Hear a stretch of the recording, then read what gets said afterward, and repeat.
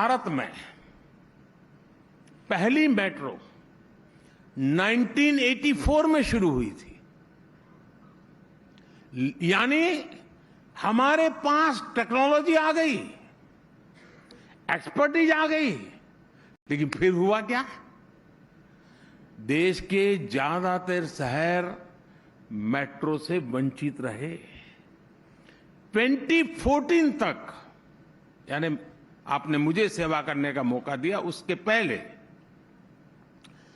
2014 तक हर महीने आधा किलोमीटर के आसपास ही नई मेट्रो लाइन बना करती थी।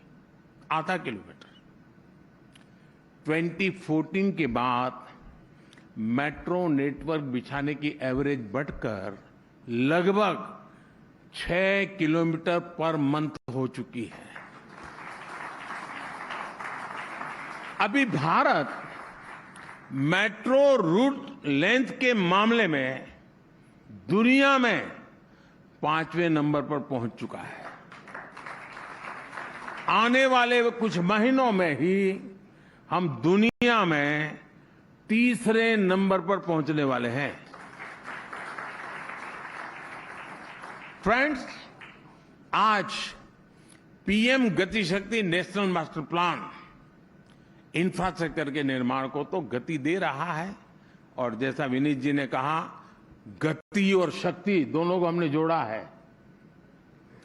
यानी ये पूरा कंसेप्ट कैसे गति दे रहा है और उसका परिणाम क्या है, ये सिर्फ रेड रोड तक सीमित नहीं है।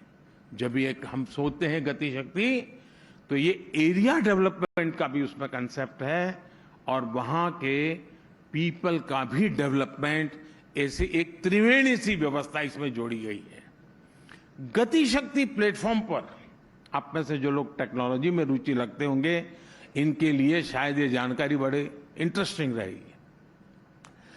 आज गति शक्ति का जो हमारा प्लेटफॉर्म है, इंफ्रास्ट्रक्चर मैपिंग की 1600 से अधिक, 1600 से ज्यादा डेटा लेयर्स हैं, और कोई भी प्रपोजल आर्टिफिशियल इंटेलिजेंस की मदद से 1600 लेयर से गुजर करके निर्णय करती है।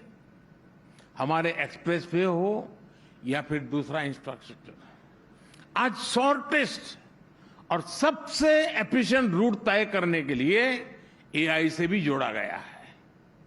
पीएम गति शक्ति से एरिया और पीपल डेवलपमेंट कैसे होता है, इसका एक एग्जांपल आपको मैं देता हूं। इससे हम किसी एक एरिया में पॉपुलेशन डेंसिटी और स्कूल की अवेलेबिलिटी, उसको हम मैपिंग करते हैं स्पेस टेक्नोलॉजी का, और 1600 जो पैरामीटर है उसके आधार पर, और सिर्फ डिमांड या पॉलिटिकल कंसिडरेशन के आधार पर स्कूल अलॉट करने के बजाय हम जहां जरूरत है वहां स्कूल बना सकते हैं। यानी ये गति शक्ति प्लेटफॉर्म, यानी मोबाइल टावर कहां लगाना उपयोगी होगा वो भी तय कर सकती है। ये अपने आप में एक यूनिक व्यवस्था खड़ी की है। साथियों, हम इंफ्रास्ट्रक्चर को कैसे रीइमेजिन कर रहे हैं, इसका एक और एग्जांपल हमारा एविएशन सेक्टर है। यहां मौजूद बहुत कम लोगों को ये पता होगा कि हमारे यहां बरसों तक एक बहुत बड़ा एयर स्पेस डिफेंस के लिए रिस्ट्रिक्ट करके रखा हुआ था,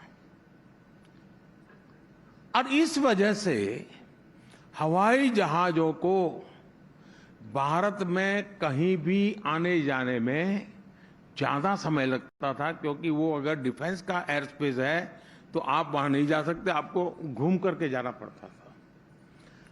इस समस्या को सुलझाने के लिए हमने आर्म फोर्सेस के साथ बात की। आज 128 एयर रूट्स को सिविलियन मूवमेंट के लिए भी खोला जा चुका है।